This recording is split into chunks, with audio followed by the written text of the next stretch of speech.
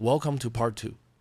In this section, we'll dive deeper into the art of choice, learning to say no, cultivating inner calm, and awakening to our true selves. Don't let your life be defined by what you never do. There's a kind of silence that often goes unnoticed.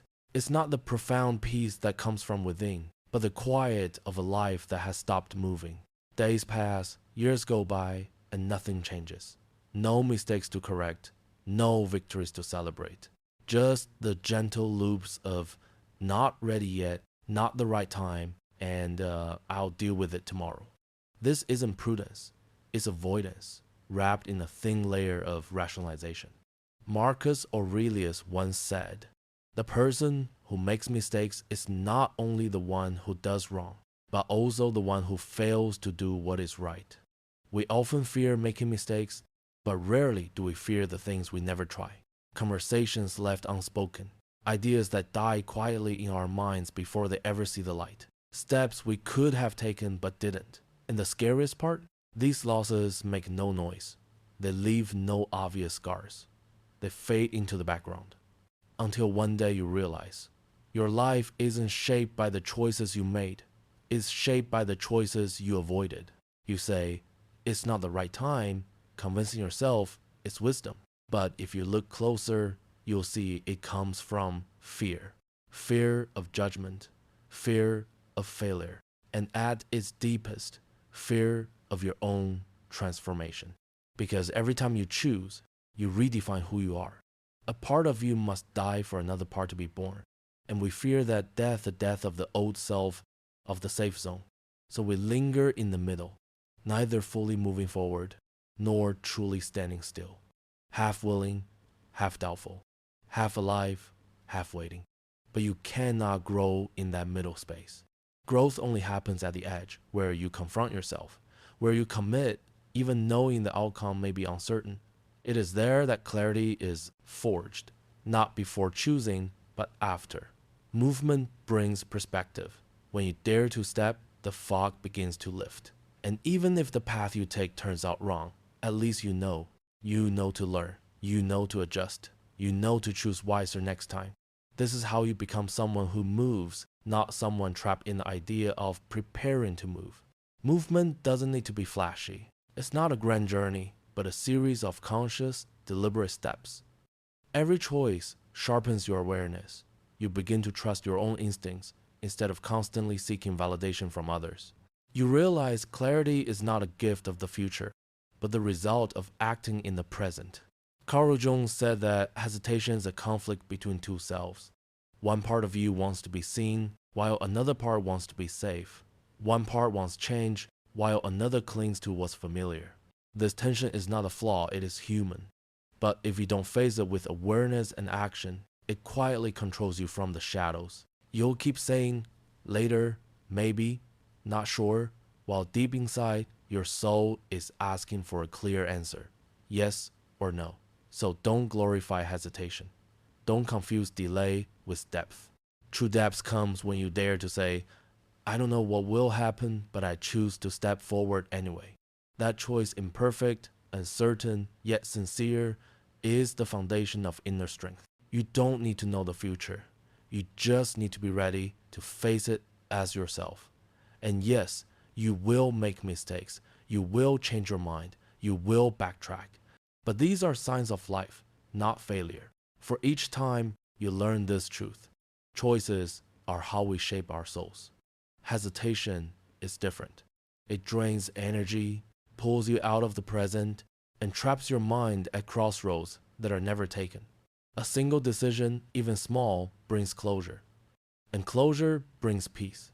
Not comfort, but inner calm when you can say, this is the path I've chosen and I will walk it. This is where true wisdom begins, not in hesitation, but in conscious commitment. So, if you feel adrift, take a deep breath and return to solid ground. You don't need to be perfect. You don't need to know everything. You just need to choose. Life doesn't reward those who waited, rewards those who dare to step forward, even when afraid. Choice is not about safety. It's about awareness. When you face life's crossroads, don't choose a path just because it's shorter, easier, or less risky. Choose with the courage of consciousness, not the reflex of fear. Listen to your worries, but don't let them write the story of your life. Let reason and integrity guide the way. Waiting for the perfect moment is the sweetest trap the human mind ever invented. It makes you think you're being cautious, when in reality, you are simply postponing living. You don't need everything to be perfectly clear before you start. Clarity doesn't come from thinking, it comes from doing. Confidence isn't born from knowing the outcome. It's forged in stepping forward even when you're not ready. A brave person isn't someone without fear. They are someone who has learned to walk alongside fear without letting it control them. This is the spirit of a life lived with purpose, a life that understands willingness matters more than certainty. And you'll notice something important. Every time you dare to choose, fear shrinks a little. Not because it disappears, but because you grow stronger.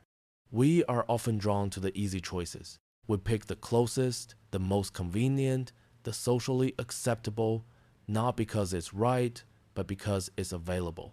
A job that's just good enough to be safe, yet dull enough to make you forget your passion. A relationship that isn't bad, but no longer makes you feel alive. A stable life, but one that lacks fire. This is how people trade truth for convenience. We confuse easy with right. We let what is available cloud our vision of what is worth having. Convenience is not alignment. An open door doesn't mean you must walk through it. An invitation isn't destiny. An opportunity isn't always worth taking. If you only choose what's easy, you gradually lose the ability to wait, discern, and choose consciously. You stop living, you just react. Marcus Aurelius reminded us, wrong comes not only from actions we take, but from the things we fail to do. Because silence is a choice too, and it often robs more opportunities than mistakes ever could. When you fear choosing, you let others choose for you. When you don't define yourself, the world will define you. And over time, you become a supporting character in your own life, living by others' expectations, others' standards, and losing sight of yourself. Carl Jung said, "The greatest privilege of life is to become your true self." But how can you become yourself if every decision comes from ease, from bending to circumstances? Instead of listening to the call within, the Stoics understood one truth. They don't choose the easy path, they choose the right one. Not for praise, trends, or fear of being left behind, but because it nourishes their soul. They know that a meaningful path is rarely the shortest one. It demands time, discipline, and persistence. True strength doesn't come from life being easy. It comes from stepping forward when everything is uncertain. Self-mastery doesn't come from controlling circumstances. It comes from controlling your own reactions. Eventually, you realize clarity isn't a gift from the universe. It's the result of daring to step forward through the fog. Each small step lifts a layer of mist from your mind. Each imperfect decision builds the strength to no longer live in limbo. Choose not because you are certain, but because you want clarity. Act not because you are fearless, but because you refuse to live in fear forever. Live not because everything is perfect, but because you deserve to experience your journey fully. Only when you dare to choose do you truly begin to live. Learn to say no and find yourself in a world that always wants you to say yes. Ask yourself, does this action truly reflect my values? Does it represent the person I want to become? If you are honest with yourself, sometimes the answer will be no. And that is not failure. It is growth. Growth doesn't always mean moving forward. Sometimes it means standing still, holding your ground while the world around you twists, spins, and demands you keep running. Sometimes progress doesn't come from action, it comes from the discipline of inaction. Learning to say no is one of the most powerful skills of a life lived intentionally. No, not defensively, but consciously. No, not against anyone, but to protect the most precious within you. No to relationships that make you lose yourself. No to temptations that make you forget what you truly need. No to shortcuts that only lead you further astray. No to business that leaves you empty. Every yes is a trade. You pay with your time, energy, and presence. If you aren't aware of that cost, you risk trading your whole life for a few fleeting comforts. Clarity doesn't come from seizing every opportunity. It comes from choosing wisely. Not everything available in front of you is meant for you. Not every open door is a door you should walk through. And not every opportunity is a blessing. Sometimes it's a test. The more you live according to your values, the more you stand apart from the crowd, and that often means being misunderstood. But don't fear it. You didn't come here to please everyone. You came here to build a meaningful life, a life only you can create. Sometimes, to do that, you must slow down. You must let tempting opportunities pass without chasing them. You must say no to good enough, to make room for what is truly worthy. Modern society teaches us that stillness is a form of failure, that if you're not running, you'll be left behind, that if you don't have the next plan, you're wasting time.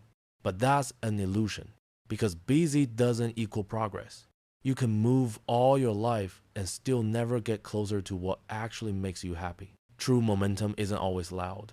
Sometimes the firmest step forward is the one you choose not to take. Stillness is not stagnation. It is the power of control. It is the ability to stand firm amid countless calls, countless choices, and still follow the voice within. Such stillness requires courage. Courage to sit with uncertainty without rushing to fix it. Courage to trust that patience will bring what is deserved. Courage to know that sometimes what is truly meant for you will arrive when you are calm enough to receive it. The world tells you to grab everything.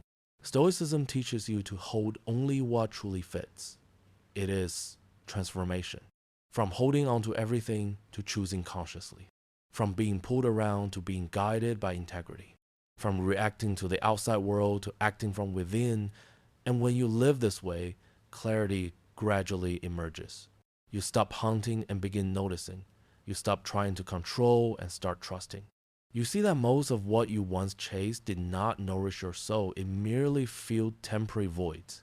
When you understand this, something beautiful happens. You start living through your choices rather than running from your fears. And that is true freedom. Not because you have it all, but because you know what is enough. Not because others praise you, but because you are content with yourself. Not because you move faster, but because you move in the right direction. Strength does not come from saying yes to every opportunity. It comes from knowing when to say no. And in the very moment you dare to decline what doesn't belong to you, you reclaim your truest self. There comes a point in the journey of growth when you realize you no longer need the world to constantly deliver novelty to feel alive. You no longer crave external pushes. No one needs to make you feel special. No applause needed to affirm your worth. You begin to find comfort in stillness, in quiet mornings, in slow breaths, in the natural rhythm of your own life. You learn to trust your own pace, no longer rushing, no longer fearing that you are falling behind. Waiting no longer feels like fear of being left out. It becomes a state of deep awareness. You are not waiting for something to fill a void because you're no longer empty. You are simply waiting for the right moment when the path you choose and the person you are become merged as one. And that is the greatest difference between those who merely react and those who live intentionally. The Stoic way is not about avoiding joy nor rejecting the world. It is the art of inner discipline, knowing when to move, when to pause. Knowing how to say no to fleeting pleasures in order to say yes to lasting peace.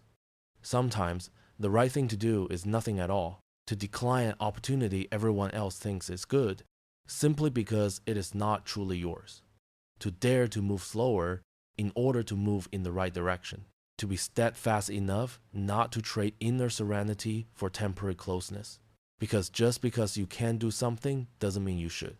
That is the lesson of self-mastery, a reminder that you don't need to run after every open door just because it's there. You are here not to collect experiences like trophies. You are here to choose wisely, to live intentionally.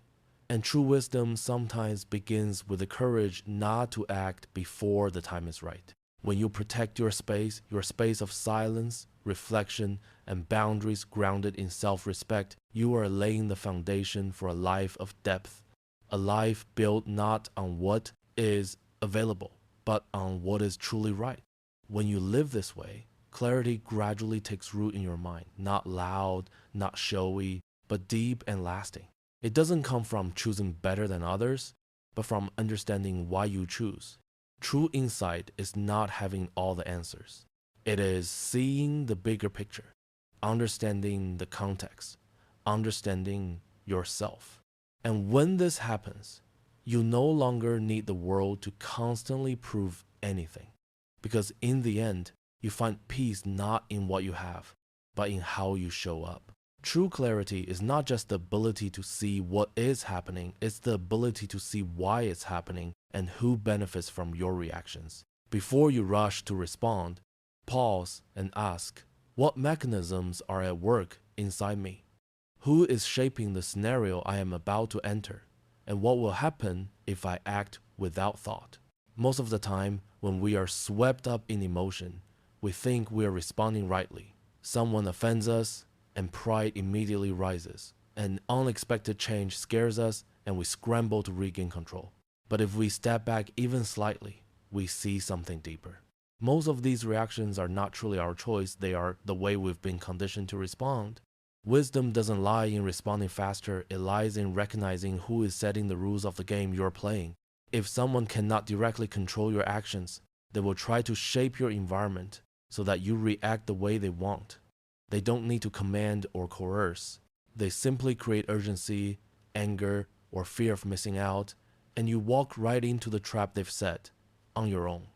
They need you to lose composure, they need you to act hastily, because when you do, your clarity disappears, and your power is handed over. Not because you're foolish, but because you've unwittingly entered someone else's arena. As Carl Jung once said, people will do anything, no matter how absurd, to avoid facing their own soul. Many project their inner chaos onto you not through words, but through energy, through how they structure situations. They pull you into their whirlwind, their urgency, their fear, their lack of control.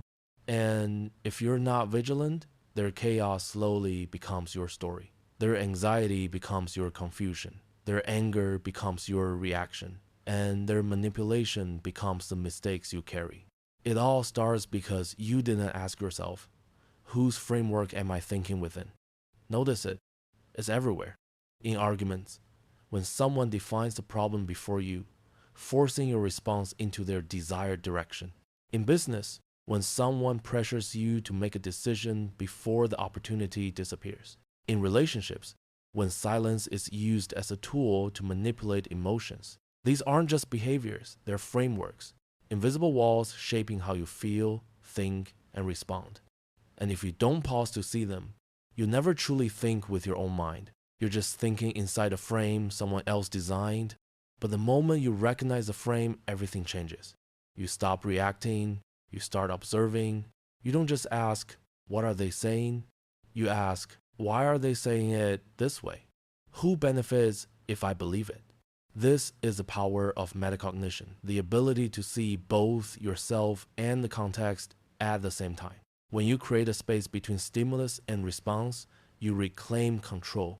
You're no longer pushed by emotion, you're guided by awareness.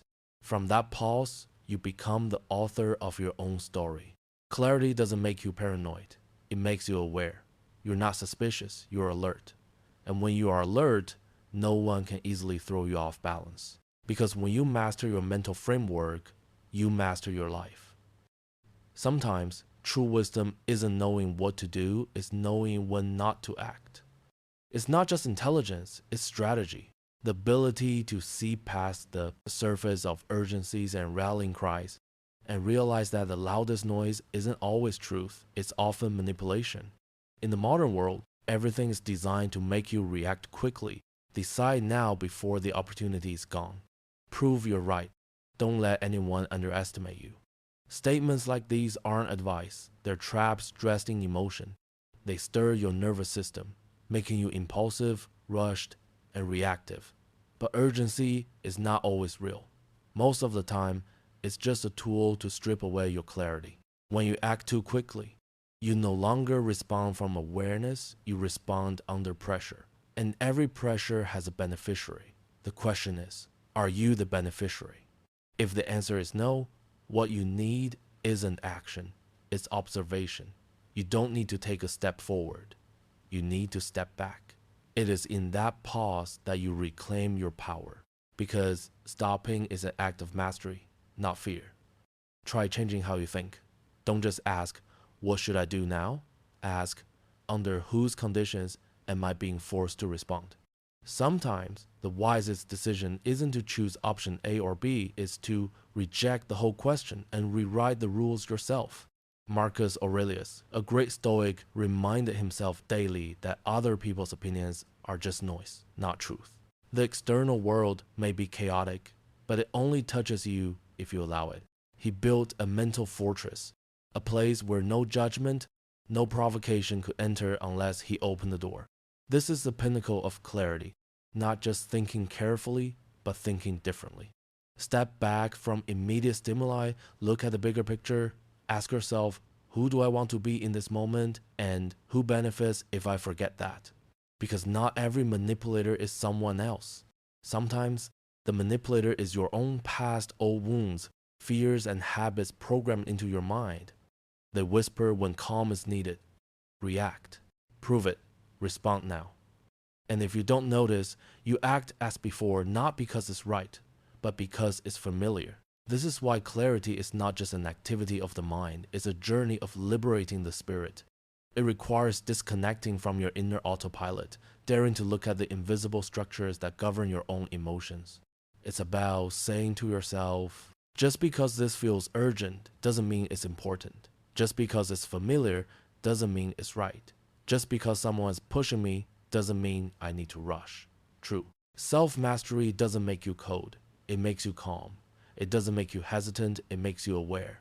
And over time, that calm becomes an immense advantage. While others rush to react, argue, and prove themselves, you observe.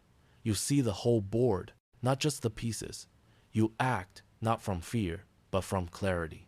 In a world addicted to reaction, those who can pause and ask why hold the true power. Because the strongest minds aren't always those with the fastest answers. They're the ones wise enough to question the question itself. Those who truly understand life realize that no situation exists in isolation. Everything is tied together by invisible threads, others' expectations, social pressures, or the fears within your own mind. And sometimes, clarity isn't about cutting those threads, it's about seeing who holds the other end.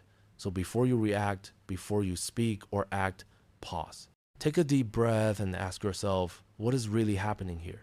Who benefits if I act hastily? What happens if I do nothing at all? It's in that moment when you pause to be aware rather than react, that freedom begins to emerge. Freedom isn't avoiding conflict.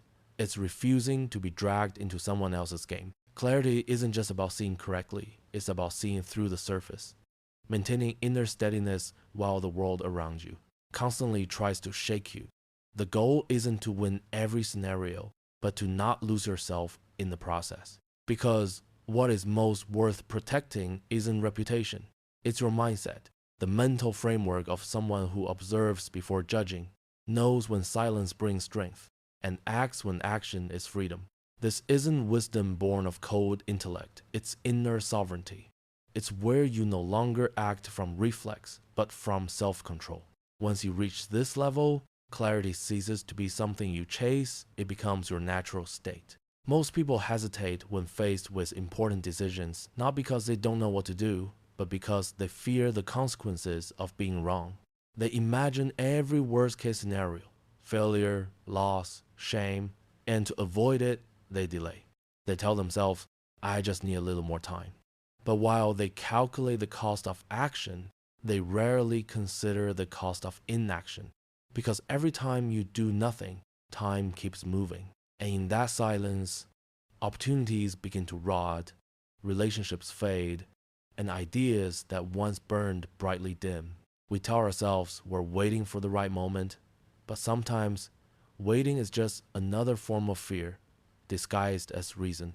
The human mind is strange. It amplifies the fear of action while downplaying the consequences of standing still. You can spend weeks or months analyzing every possibility, every move. But how often do you stop to ask, if I keep avoiding this, what will happen? If I change nothing, where will my life go? If that question sends a chill down your spine, perhaps you've just touched the truth you've been avoiding. Time waits for no one. It moves on, whether you decide or not. And it's hesitation, not failure, that often costs us the most. Life isn't just destroyed by mistakes we make, it's also damaged by actions we never dared to take. Stoics understand this clearly. They don't fear the worst case scenario, they prepare for it. They call it premeditatio malorum, the premeditation of misfortune. Not to be pessimistic, but to train the mind to see every possibility, including failure. Because once you've confronted the worst in your mind, fear no longer paralyzes you. You can act with the calm of someone who knows the risks, but still chooses to move forward. Seneca said, "It is not that we have too little time to live, but that we waste much of it." He wasn't talking about entertainment or pleasure. He meant the waste of spirit when people wait for life to arrange itself instead of actively creating their own order. Clarity never comes while sitting still and waiting. It comes when you move, when you confront the vague and seek answers through action. The longer you delay, the more energy, faith, and will to live you lose. Confidence doesn't come from waiting until you're ready. It comes from acting, then learning from those imperfect steps. Every day you avoid a decision, you add another weight to your burden. Eventually, the sheer weight of hesitation will make you collapse. So sometimes the greatest clarity isn't gained by thinking more, it's gained by starting. Not because you're certain everything will work out, but because standing still will never get you anywhere. Many believe that ignoring the inner voice, the intuition trying to remind them, is buying time. But in reality, it's just temporary delay paid for with the peace of your mind. Because the calm achieved through avoidance is not true peace, it's rented silence, and sooner or later, you'll pay the price. And that price often comes not with noise, but with quiet erosion, the silent regret of not stepping forward while you still could. We've all faced that moment when we know we must act, yet choose to stand still. When we see an opportunity, yet let it pass out of fear of being wrong. And one day, when you look back, you realize the important thing is gone not because of fate, but because your hesitation killed it. Carl Jung said, "Whatever you resist, persists and grows." Avoidance doesn't make problems disappear. It just makes them grow in the shadows. Every time you remain silent, doubt takes deeper root.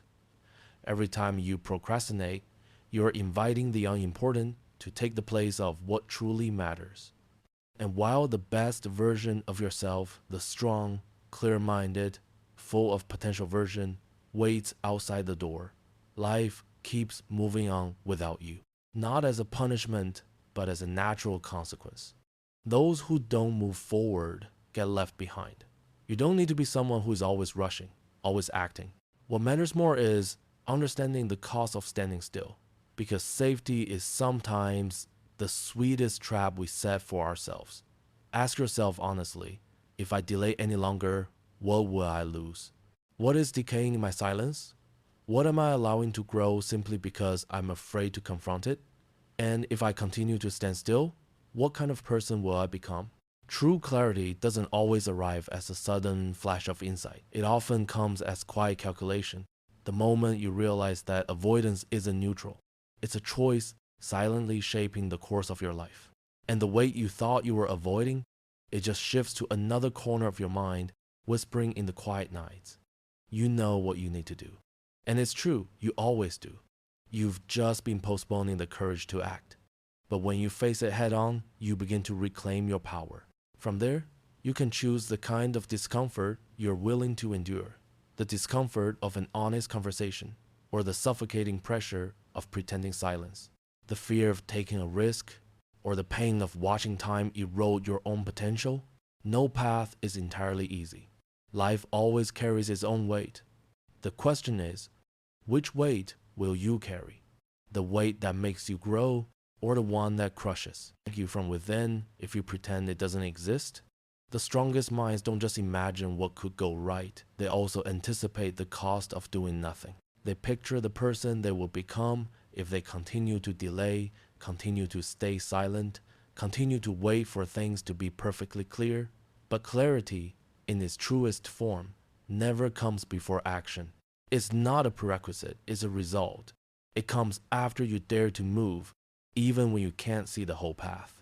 It emerges as you walk through the fog long enough to distinguish what's important from what's merely an illusion. So don't just ask, what happens if I act? Also ask, what happens if I do nothing? Let that second question echo in you. Because silence can be power when you choose it, but it can become a prison when you let it choose you. Silence can be sacred, but when it becomes a place to hide your fears, it slowly turns into a grave that buries your own truth. You weren't born to avoid every wound or flee from every pain. You came into this life to learn how to choose the kind of pain that makes you grow, not the kind that leaves you broken. Because growth doesn't come from comfortable days. It comes from the moments when you face discomfort and still move forward. The right kind of pain can become a teacher, the wrong kind only leads you astray. And while most people live as if they have a lifetime to postpone, the truly wise understand that clarity begins with knowing what you control and what you don't. That's the gift of preparation, of foresight, not fear. Foresight isn't worry, it's the strength of someone ready for life. When you train your mind to meet whatever comes, regret has no room to grow. So the next time you hesitate, when fear holds you back, ask yourself, what happens if I do nothing? If that conversation never happens, if that dream is never awakened, then go further. What am I truly more afraid of failure? Or never becoming the best version of myself? Ultimately, clarity doesn't come from what we see. It comes from what we dare to confront. Sometimes, the wisest thing you can do is stop waiting for the perfect moment because that moment never comes. Prolonged silence can become chains, costing you a life spent standing still. And the price of standing still is often a life never truly lived. We grow up in a world where every belief is packaged like a smooth pebble, easy to hold, easy to carry, too familiar to question. You are taught to be kind, and you nod. You hear forgiveness is a virtue, and you wear it like armor. You are told thinking of yourself is selfish, so you hide your desires in silence. Over time, these lessons become background noise in your mind, soft, comforting, and dangerous, because you stop asking, where did these ideas come from? Who first put them in my head? True clarity isn't just about what you think, it's about why you think it. Because most of what we call values aren't truly ours. They're products of society, culture, applause, and approval. You behave one way and someone praises you, you repeat it. You speak another way and someone disapproves you, shrink back. And little by little, you stop living for truths and start living for acceptance. What you think of as beliefs are often programming. What you think of as morality can sometimes be chains that stop you from stepping beyond your limits. And once these threads are woven into your mind, every decision you make or fail to make is filtered through patterns you never consciously chose. People say, be kind, but kind to whom? And when does kindness become weakness? They tell you, forgive. But does forgiveness mean forgetting? Or does it mean refusing to let someone hurt you again? They teach you, don't be selfish. But what if loving yourself is the only way you can truly love others? The world constantly tries to shape you with pre-made molds, not because they lead to happiness, but because they make you easier to control. That's why Stoics don't just focus on action, they practice what could be called an audit of the mind. They relentlessly examine their own beliefs, stripping away anything that has no grounding in reason. Epictetus said, don't just say that you've read a lot, show that you have learned to think differently. In other words, don't just inherit beliefs, test them. Ask yourself, who benefits if I believe this? And does it actually make me freer? Carl Jung warned, most of what we call morality isn't chosen by us, it's taught to us. Only when we dare to peel away those layers of borrowed beliefs can we start living true to our own nature, not as products of others, but as works of art created by ourselves. So choose the kind of pain that strengthens you. Choose the challenges that awaken you. Learn to question everything that seems obvious. Because in a world constantly trying to shape you, clarity is the ultimate form of freedom. We absorb beliefs like air, imperceptible yet pervasive. From our parents' teachings, classroom lectures, religious ceremonies, even the repetitive ads flashing on screens, these ideas seep into our minds. And the most dangerous part is that once they take root, they start speaking in your own voice. You no longer recognize which thoughts belong to the world and which belong to you. Strange ideas masquerade as wisdom, and you believe you are thinking when in reality, you're merely repeating what someone else wanted you to believe. This is control at its most subtle. No one needs to chain you when they can implant a reasonable belief instead. If you never ask, where did this belief come from? Who benefits if I live by it? Then you will spend your life reacting according to someone else's framework. Try asking yourself these questions. They are simple, yet incredibly powerful. Who benefits if I remain silent? Who feels comfortable if I keep apologizing for simply existing? Who smiles if I believe I must stay small to be loved?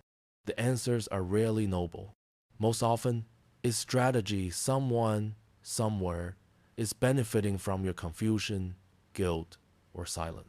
And the longer you leave these borrowed voices unchallenged, the tighter they cling to your choices, actions, and identity. True clarity begins when you realize that even values that sound moral can be twisted into tools of control.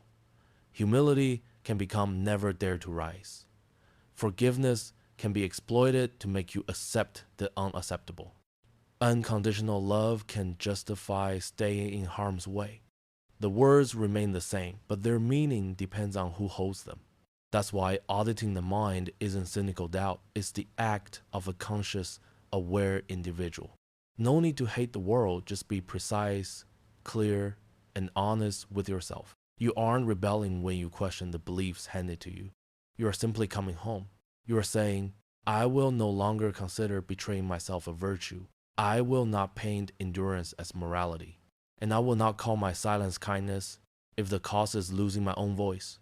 The moment you say that is the moment you become the architect of your own mind.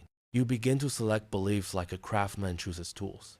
Not because someone handed them to you, but because you've tried them, understood them, and know they are useful. Then the burden lifts. You no longer exhaust yourself trying to live up to standards that never fit. You are no longer pulled in 10 different directions by guilt. You begin to speak more clearly, stand taller, and say no without shame. Your life stops being a collection of borrowed slogans. It becomes a design of your own making. You remain kind, but not when kindness silences you. You forgive, but not when forgiveness demands you deny your own pain. You love, but not when love is defined by how small others want you to be. This is the copyright of the mind, not denying all you've learned, but consciously choosing again. Choosing with eyes wide open, with intact strength, with unshakable clarity. So the next time you feel a vague sense of guilt urging you, when a small voice inside says, don't cause trouble, or don't demand too much, pause and ask, is this really my voice? Or is it someone else's, planted in me long ago? Because you owe yourself a life built on thoughts that truly belong to you. Otherwise, you'll keep walking paths chosen by others, upholding values you never tested, and sacrificing your peace for fleeting approval. Clarity doesn't always arrive as a flash of divine light. Sometimes it comes as a small question, powerful enough to cut through the fog. And when it does, don't run. Sit with it. Let it peel away the old layers of belief, untangle the foreign voices, because only then does truth have a place to settle. Nothing is more dangerous than a belief implanted in you without your awareness. And nothing is more powerful than the mind willing to question relentlessly until only truth remains. We live in a world full of people who think they are reflecting, but in reality, they are only echoing the voices of the crowd. They sit in coffee shops, flipping through planners, listen to endless podcasts about productivity and self-mastery, yet they rarely ask the one question that matters most. Are these thoughts really my own?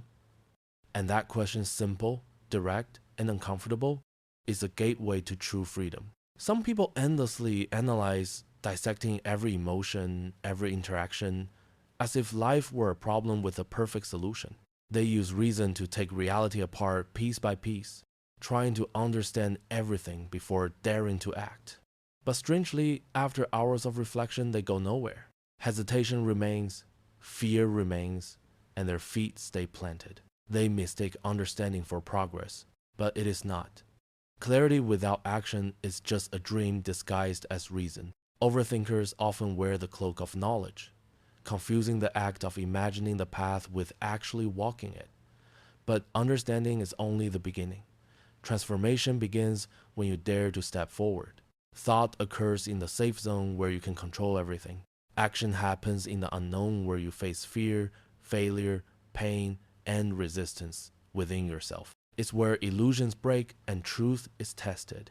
You can fool yourself into thinking you're making progress because your ideas sound deeper than yesterday. But if your feet remain still, so does your life. This is why so many people get trapped in endless loops of thought. They call it self-awareness, but it's really avoidance dressed up as intelligence. The more they think, the more stuck they become. The more they analyze, the more fear freezes them in place. Eventually, you realize that reflection is no longer growth. It's rationalized delay. You dissect the same problem, repeat the same fears, and each loop weakens your will while amplifying doubt. You don't need more theory. You don't need another psychological model. You just need to act. Carl Jung said, "You are not what you say you will do. You are what you actually do." The gap between the person you imagine and the person you are living as is where all anxiety, frustration, and insecurity are born. True clarity doesn't lie in elegant thoughts. It lies in testing them through real experience. Without that, all understanding is theory polished, seemingly wise, but useless. What keeps most people stuck isn't ambiguity, it's fear disguised as preparation. You say you are not ready, but what you truly want is absolute certainty. You want to avoid mistakes, to control outcomes, but certainty never comes with life. Clarity doesn't come from predicting everything. It comes from living in alignment with your values, acting in your direction, and letting time reveal the results. Once you let go of the illusion of perfection, you discover a new kind of freedom, the freedom to live, to try, to adjust. No one is perfect from the first step, but only those who act can refine themselves. Stagnation, not mistakes, erodes you. You can correct course while moving, but you cannot fix a path you never dared to step onto. True failure isn't in falling, it's in letting fear freeze your feet in endless analysis. Sometimes, the bravest act is stepping into the unknown without knowing the outcome. One wrong step is far better than standing still 1,000 times. Because only when you move do you escape the role of spectator and become the true creator of your life. Don't just dissect your potential, start building it. That's where true confidence arises. Confidence doesn't come from knowing every answer. It comes from knowing that whatever happens, you will adapt, rise, and keep moving forward. The Stoics understood this better than anyone. They weren't philosophers sitting in stillness, they were warriors, leaders, doers. Marcus Aurelius wrote, "Don't just philosophize about living rightly, live it. The mind is for preparation, not hiding. The real battlefield is out there where you live, try, stumble, and rise." There's a deep honesty that only emerges when you start acting. Then, you no longer live in a world of assumptions or hypotheticals. You stop asking, "Who am I?" and start proving it through each act, each small choice in daily life. You no longer sit idle, guessing what matters. You live to discover it. Every action, right or wrong, sharpens your awareness. Every stumble teaches what 1,000 hours of thinking never could. Every encounter, every clash with life makes you clear not as a concept, but as a real person. The self cannot be thought into existence. It can only be forged. And here's a trap most fall into. They believe that if they think a little more, analyze a little longer, fear will disappear. But the truth is, the more you think, the deeper fear takes root. The only thing that diminishes fear is movement. Without action, clarity is just another disguise for avoidance. You can understand every principle, memorize every philosopher's quote, but If you don't step forward, you're still living in the waiting room of your own mind. Life isn't there. You'll never think your way to living. You have to live it. Speak what you've kept inside. Set boundaries. Send the letter you've been afraid to send. Leave what drains you. Start a project you've been putting off for years. Speak your truth, even if your voice shakes. And if it doesn't go as planned, so what? You've learned. You've grown. You've stood taller than the you of yesterday. Not because you thought deeper, but because you dared to step. Clear thinking is necessary, but clear action is transformative. It requires courage to turn knowledge into experience, intention into reality, to unify the inner world with outer action. This is where integrity is born when you are willing to trade perfection for truth. If you've spent a month or even years thinking about a change you know you need to make, remember this: no thought is wise if it stays trapped in your head. Wisdom left unacted upon rots in the dark. Bring it into the world even if you tremble, stumble, or aren't sure you're doing it right. For the deepest clarity only comes after action. The fog in your mind doesn't lift while you sit and wait, it clears when you step through it. Someone can describe the path, but only the one who walks it truly understands freedom. Clarity isn't measured by how well you think, it's measured by how deeply you live. So stop waiting. Stop endlessly preparing for the perfect moment. Start becoming. Let action speak for your intellect. And then, just when you think you've understood everything, the pain will arrive. It comes to remind you that knowledge alone is not enough. Pain interrupts every plan, humbles you, and forces you to realize you've never truly controlled anything.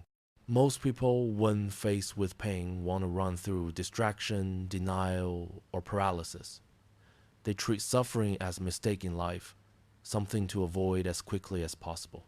But true clarity doesn't come from avoidance, it comes from integration. It comes from looking directly at the pain and asking, what are you here to teach me?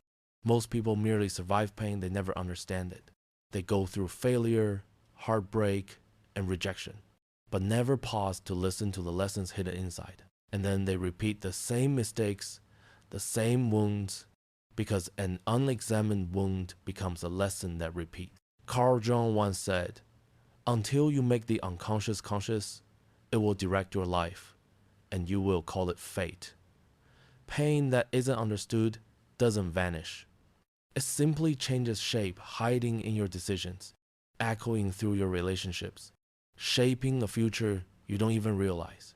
There is a quiet power in daring to face what once hurt you, not to dwell, but to study it as living data, honest feedback from life itself. When someone leaves you, it hurts, but behind that pain is a signal. It may reveal a recurring pattern within you, or expose an old wound still shaping the way you love. When you fail, it may not be the end, but a letter from life saying, try again, but this time with awareness. This is why the Stoics never avoided pain. They transformed it. They understood that failure doesn't prove you weak. It's a necessary part of refining yourself. Modern life teaches you to appear perfect, but the truth is, clarity doesn't come from appearances. It comes from the courage to face the brokenness inside. The more you face your pain, the less power it holds over you.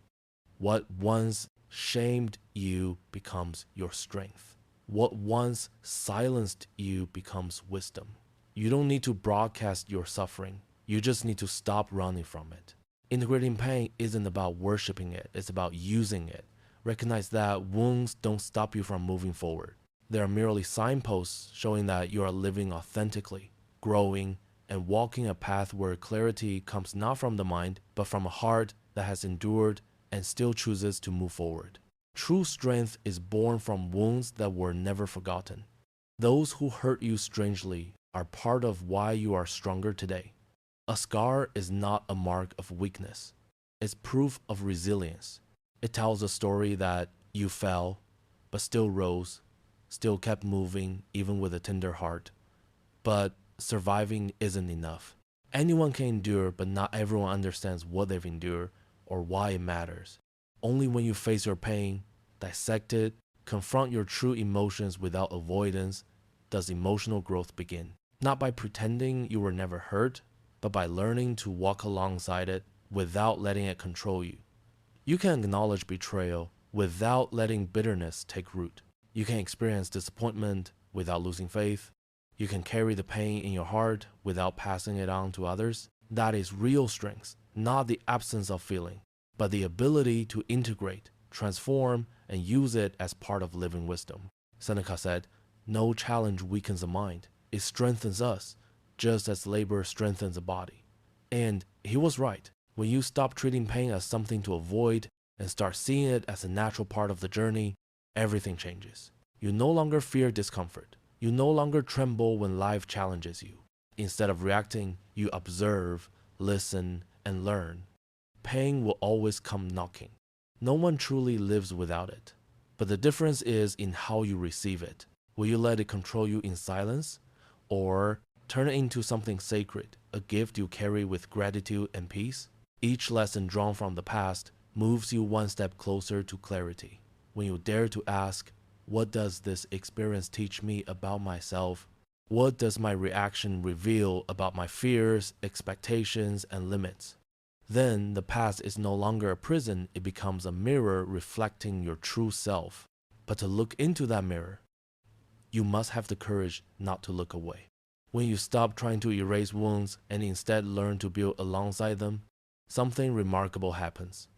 You become calmer, less reactive, less fearful when life ends, because you met your pain, converse with it, and learn its language.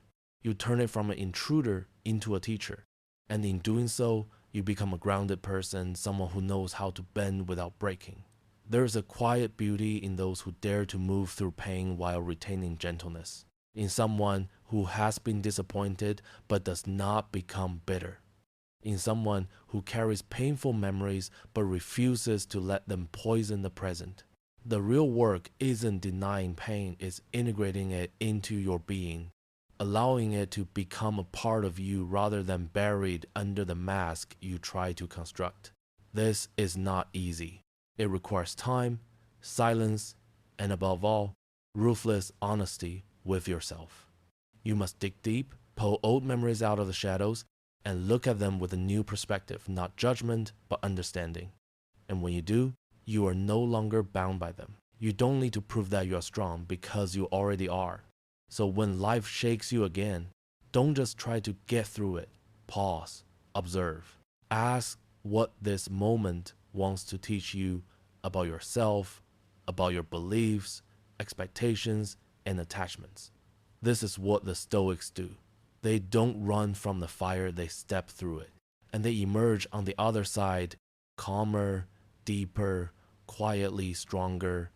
Ultimately, the truly strong don't avoid pain. They make peace with it. They weave it into their philosophy of life, letting it become the foundation of wisdom. Pain doesn't shut them down, it opens the door to understanding. And this kind of strength, tempered in darkness, in silence, in the loneliest moments, is untouchable. Because it isn't born from comfort, it's forged in the fire most people avoid. In a world that rushes, those who dare to slow down see the clearest. We live in an age of speed. Everything must happen now. Notifications, messages, goals, even emotions all urge immediate reaction. But in that whirlwind, clarity cannot exist. It doesn't come from haste. It comes from depth. From the moment you have the courage to stop, breathe, and observe not just what is happening, but what lies beneath, what shaped it, and what it is trying to teach you. Clear thinking isn't about seeing more, it's about seeing deeper. When an event occurs, someone insults you, a plan fails, or an opportunity slips away, most people only react to the surface. They see the event, but not the layers of meaning beneath it. Every moment has multiple layers. Emotion, what part of your heart is being touched? Social, how others might perceive or respond. Strategy, how it impacts the near and long-term future. Values, whether it aligns with the person you want to become. When you learn to see with multi-layered vision, you no longer just react. You begin to understand. Carl Jung said, everything that irritates us about others can lead us to an understanding of ourselves. Multi-layered perception is the ability to see that a rude comment isn't just disrespect. It could be a cry from someone in pain, or a mirror reflecting sensitivity within yourself that hasn't healed. This isn't overthinking, it's deep thinking. It's refusing to let the obvious distract you from what truly matters. Today, most of us skim headlines and instantly form opinions. We hear someone's voice and immediately assign motive. We receive a message and instantly feel offended. But life is never that simple. The most thoughtful people aren't the quickest to react. They are the ones who can endure the pause before responding. They train themselves to sit in complexity, to process, to feel, and only then act. They ask, what am I not seeing here? In a world addicted to speed, slowing down is an act of rebellion. Because only when you slow down can you truly see. To think clearly, you must narrow your focus while seeing the larger picture. Ask, where does this moment fit in the bigger canvas of my life? How will this decision echo into the future? A moment of silence today can safeguard peace tomorrow. A step back now can open a better door later. A moment of restraint can earn lifelong respect. Yet people often mistake quick reaction for quick intelligence. Depth, however, shapes vision. Depth allows you to see the whole picture, not just to say, I know what's happening, but I understand why it's happening. From that understanding comes choice, foresight, and a quiet strength no one can easily take away, because it isn't built on impulse. Thinking in layers trains your mind to anticipate consequences before they arrive. Not just asking what happened, but why did it happen this way? Not just seeing opportunity in the present, but how it will evolve under the pressure of time. Not just feeling an emotion, but tracing its source. Above all, you must ask yourself, does the reaction I'm about to take reflect the person I want to become? At first, this kind of thinking may feel awkward, slow, even like overthinking. But over time, it becomes instinct. You begin asking better questions. You are no longer easily swept into emotional storms. You recognize behavioral patterns in others faster. And most importantly, you learn to create space between stimulus and response. It is in that tiny space that clarity is born. When you learn to think deeply, your actions become deliberate. You're no longer trapped in old loops, no longer acting purely on impulse, speaking only to please, or choosing merely for convenience. You act based on what is right and fitting. And gradually, life becomes less chaotic, not because everything gets easier, but because you've learned to remain calm amidst the storm. Imagine this. Someone insults you in public. A surface-level reaction erupts instantly: anger, defensiveness, retaliation. A deeply thoughtful person, however, pauses, breathes, observes. They don't ask, how dare they? They ask, which part of me is this testing? Then they respond with wisdom, not instinct. That is the courage of the truly strong, the person who doesn't need to win every small moment, because they are playing a bigger game, inner peace, and long-term vision.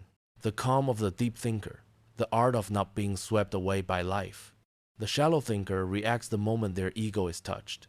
The one who sees things in deeper layers stops. They don't just hear the insult, they see the fear behind it. They don't just hear the words, they recognize the hurt beneath them. They notice the eyes watching, the long-term consequences of letting emotion drive action. Instead of reacting, they choose silence, not out of weakness or submission, but because they understand that calmness is the power of self-mastery. A sharp retort might feel satisfying in the moment, but well-timed silence can earn the respect of the world.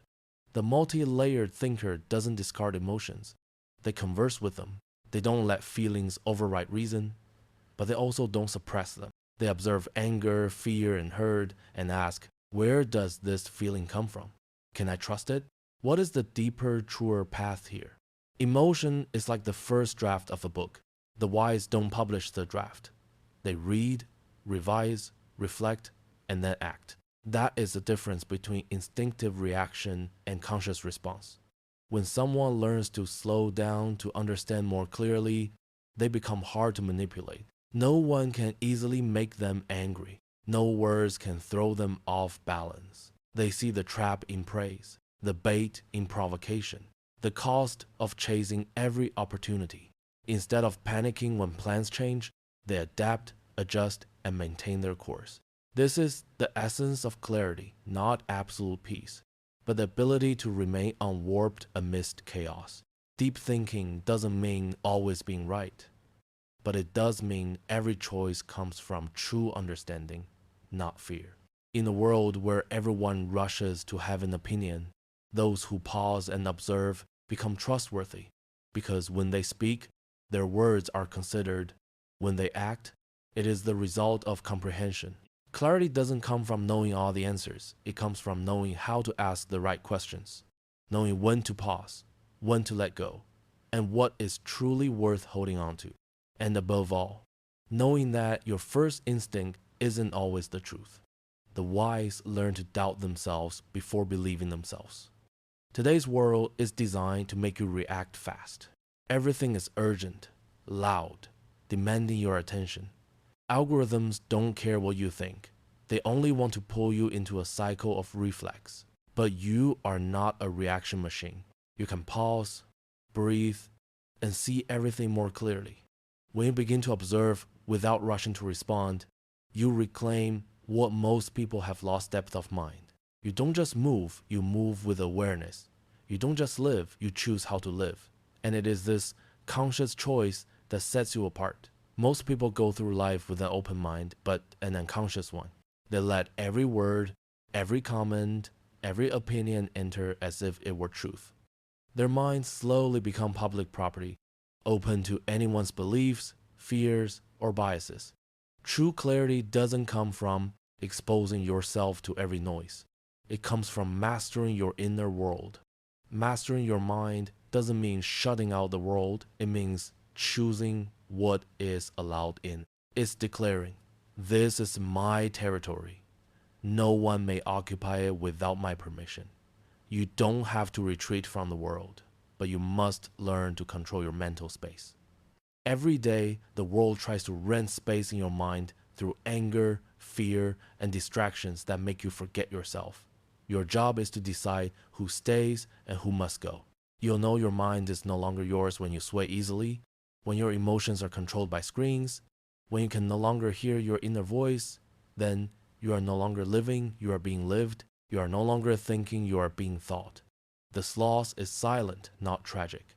It happens bit by bit with each compromise. Every nod to what you don't believe, each silence born of fear of standing out. But as soon as you pause and observe, you can reclaim it all. Because clarity is not innate. It must be trained, protected, and maintained daily. And when you find it, you realize true peace has never come from avoiding the world, but from living within it without letting it possess you.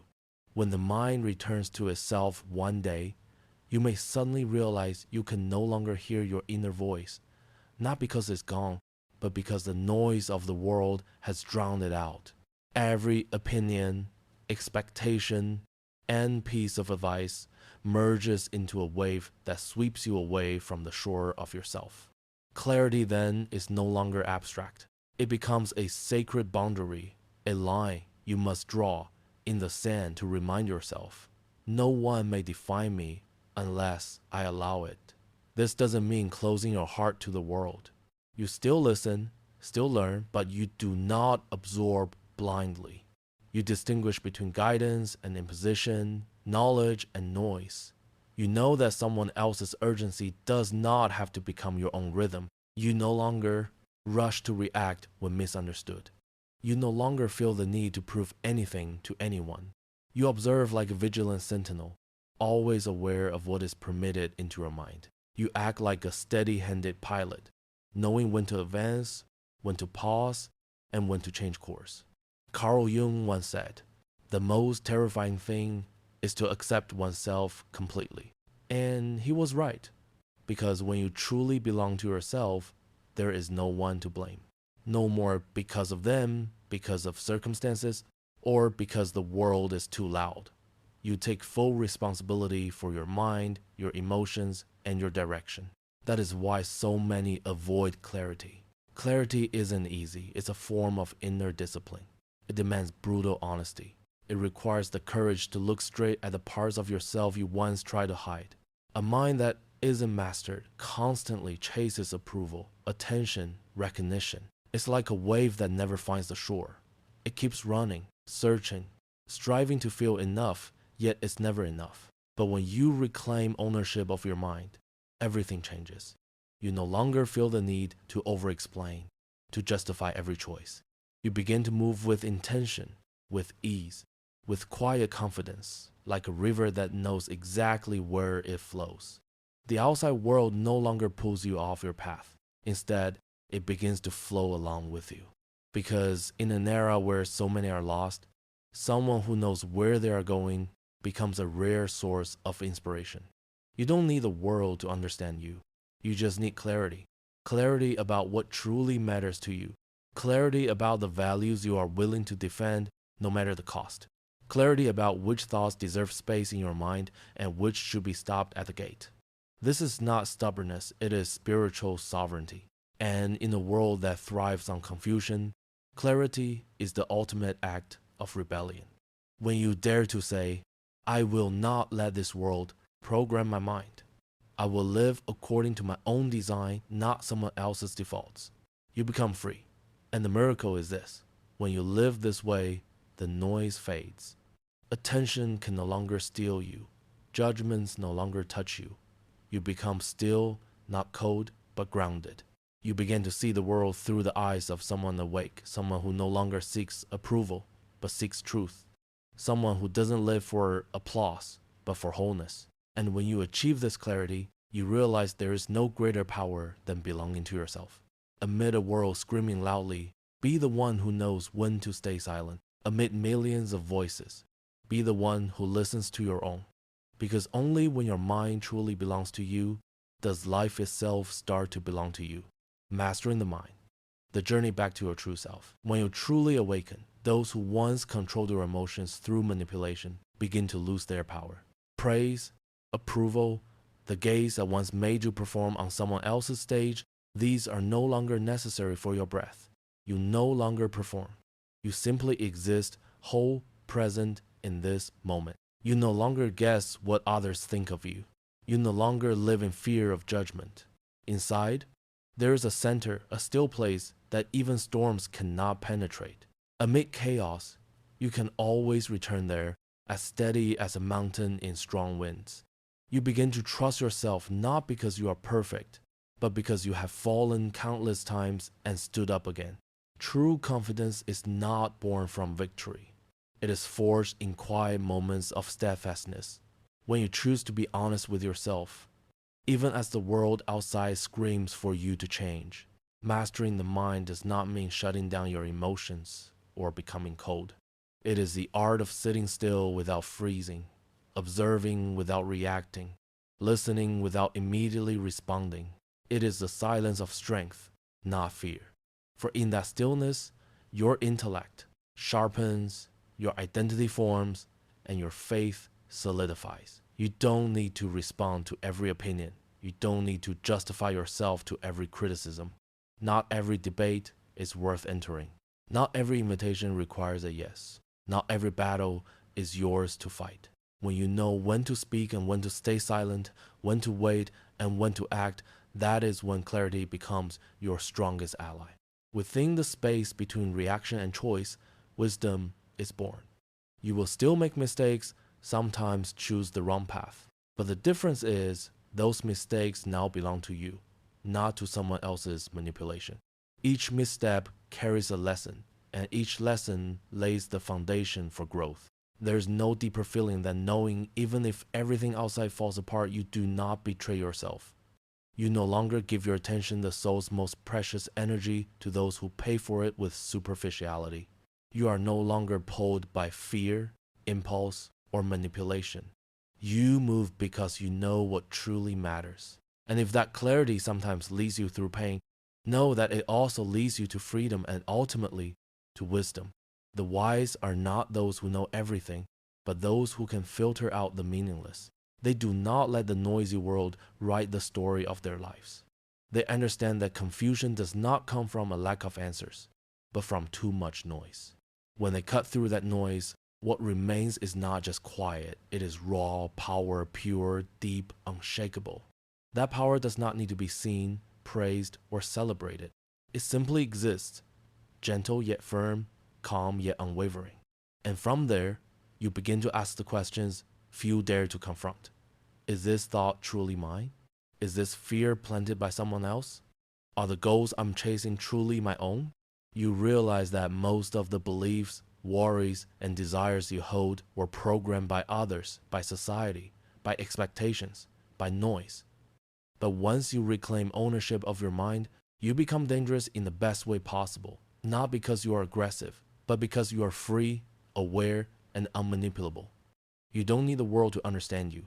You only need to walk with clarity, observing who is awake enough to walk alongside you. Your mind was not meant to be a prison. It was meant to be a sanctuary, a peaceful refuge amid the storms of life. So guard it fiercely as if your entire life depends on it. Because, in truth, it does. If you're ready to continue the journey of cultivating clarity and inner strength, watch the next video on your screen. Thank you for walking this path with STOIC, where every quiet moment is a step closer to true freedom.